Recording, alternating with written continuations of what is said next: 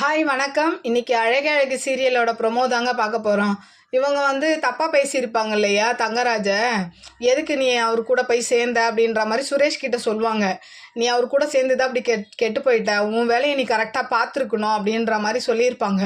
அப்போ என்ன பண்ணியிருப்பாங்க, தங்கராஜ் ஒட்டு கேட்டு என்ன பண்ணுவார், எல்லாத்தையும் என்கிட்ட மன்னிப்பு கேட்கணும் என்கிட்ட பேசுனதுக்கு அப்படின்னு சொல்லி ஒட்டுமொத்த குடும்பமும் சேர்ந்து மன்னிப்பு கேட்க வைப்பாங்க மலரை.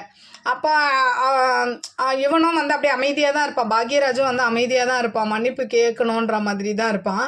அப்போ இவங்க மன்னிப்பு கேட்டுட்டு கோவமாக உள்ளே போயிடுவாங்க.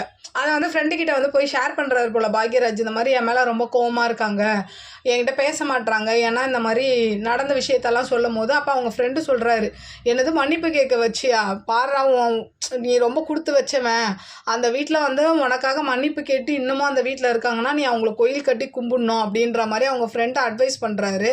அதை கேட்டு என்ன பண்ணுறாரு, மறுபடியும் போய் மலர்கிட்ட போய் கெஞ்சுறாரு போல், என்னை மன்னிச்சிருன்னு. அவங்க மன்னிக்கிற மாதிரி இல்லை, ஏன்னா இவர் கொஞ்சம் சப்போர்ட் பண்ணியிருக்கணும் இல்லையா. சப்போர்ட் பண்ணாமல் அங்கே சும்மா இருந்துட்டு இங்கே கெஞ்சதில் அவங்களுக்கு இன்னும் அந்த கோவம் தண்ணியில் போல். இப்போ பாக்யராஜ் மன்னிப்பு கேட்குறது சரியா தப்பா, இல்லை அந்த இடத்துல கேள்வி கேட்டிருக்கணுமா வேணாமான்ற உங்களோட கருத்துக்களை என்னோட கமெண்ட் பாக்ஸில் சொல்லுங்கள். இந்த சீரியல் மண்டேலேருந்து எப்படி போகுதுன்றதை நான் பார்த்துட்டு உங்களுக்கு ரிவ்யூ கொடுக்குறேன். என்னோட சேனல் பிடிச்சிருந்தா லைக் பண்ணுங்கள், ஷேர் பண்ணுங்கள், கமெண்ட் பண்ணுங்கள். என்னோட சேனலை சப்ஸ்கிரைப் பண்ணி சப்போர்ட் பண்ணுங்கள். நன்றி, வணக்கம், பாய்.